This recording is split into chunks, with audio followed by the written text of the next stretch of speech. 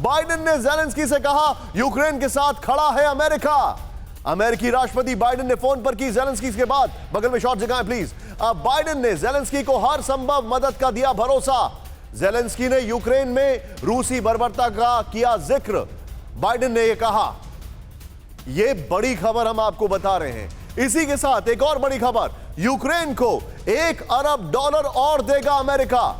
जंग के बीच यूक्रेन को अमेरिका से बड़ी मदद का ऐलान। शॉट्स प्ले ऑन करें। अमेरिकी मदद से खुश नहीं है ज़ेलेंस्की। ज़ेलेंस्की ने की देर से मदद मिलने की शिकायत। व्हाइट हाउस ने कहा यूएस यूक्रेन के साथ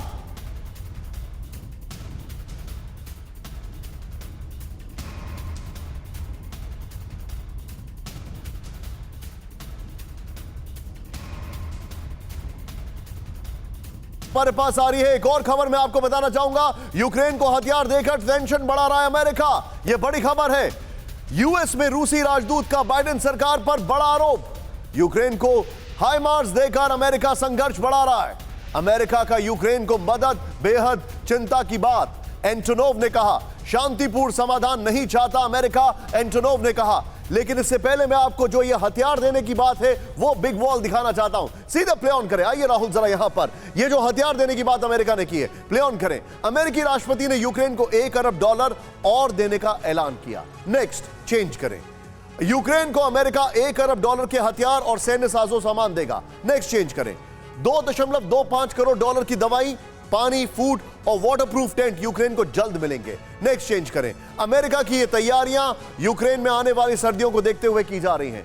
यूक्रेन की फौज और वहां के लोगों की बहादुरी हम सभी के लिए मिसाल है, बाइडेन ने कहा। व्हाइट हाउस ने कहा यूक्रेन के हालात पर हमारी पैनी नजर है और किसी भी सूरत में यूक्रेन को अकेला नहीं छोड़ा जाएगा। व्हाइट हाउस ने यह भी कहा है। मैं चाहूंगा राहुल ये तीनों ब्रेकिंग और तीनों शॉट्स लेकर मैं सीधे आऊंगा जनरल सुधाकर के पास। सर, जो बाइडेन साहब हैं वो ऐसे अपना कॉफर्स खोल रहे हैं जैसे मतलब अंतहीन पैसा है, बावजूद इसके कि अमेरिकन इकोनॉमी इज इन टैटर्स, बुरा हाल है वहां पर। अमेरिका को इस बात का कब एहसास होगा कि यह युद्ध उनके लिए भारी पड़ रहा है और प्रोबेबली हाइपोथेटिकली बाइडेन के जो स्पॉन्सर्स वेपन इंडस्ट्री है वो उनको ले डूबेंगे। निशांत, बिल्कुल you hit the nail on its head. And अहम मुद्दा अमेरिका का आज 3-4 डाइवर्जनरी टेक्निक चल रहा है।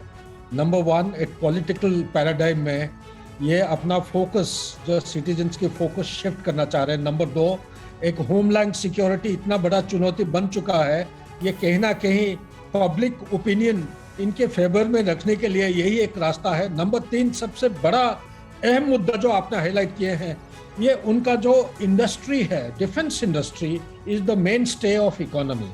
आज के दिन में अमेरिका का जो इन्फ्लेशन रेट है ये 8.5 से ज़्यादा चल रहा है।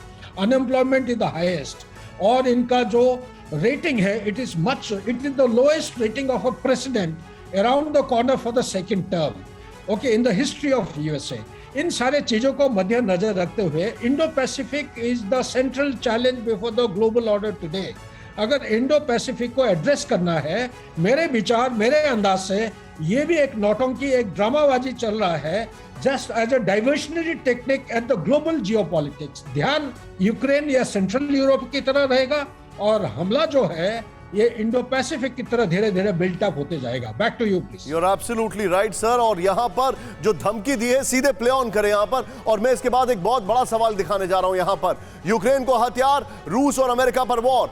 अमेरिका में रूसी राजदूत एनाटोली एंटोनोव का आरोप, यूक्रेन में अमेरिका की लंबी दूरी की मिसाइलें भेजने की योजना खतरनाक है। नंबर 1, यूक्रेन में संघर्ष को कम करने के बजाय बढ़ाना चाहता है अमेरिका। नंबर 3, यूक्रेन को हाइमार्स जैसे हथियार देकर अमेरिका तनाव बढ़ा रहा है। अमेरिका यूक्रेन को हथियार देकर युद्ध को लंबा खींचना चाहता है। अमेरिका रूस यूक्रेन के बीच नहीं चाहता शांतिपूर्ण समाधान। मैं चाहूंगा राहुल ये वॉल रखें और इसके नीचे तेजी से जो अमेरिका ने हथियार देने की बात की वाली ब्रेकिंग और शॉट्स रखें। सीधे मैं चलूंगा विनोद अगस्तीन सर के पास। Vinod sir, very quickly sharp reaction.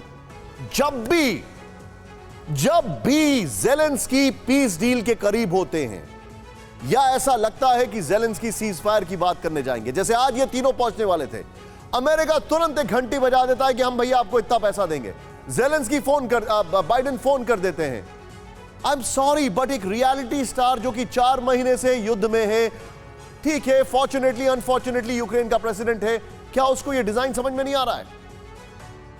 हो सकता है नहीं समझ में आ रहा हो, या हो सकता है कोई there must be some reason, क्योंकि आप मेरे पीछे बैकग्राउंड अगर देखेंगे, ये कल तक का जो वेपनरी दिया गया है, मिलिट्री इंडस्ट्रियल कांग्रेशनल कॉम्प्लेक्स, जिसके बारे में मैं बात करते रहता हूँ, और जो अमेरिकन इकोनॉमी का बैकबोन है, जिसको यूक्रेन के जरिए ये लोग अपना रोटी और ये सियासी वो देखना चाह रहे हैं, और बाइडेन का comeback was second term is next to impossible, because हर जगह वो फेल हो चुके हैं, whether it is health services, whether it is gun control, whether it is homeland security, whether it is USA's involvement in Ukraine.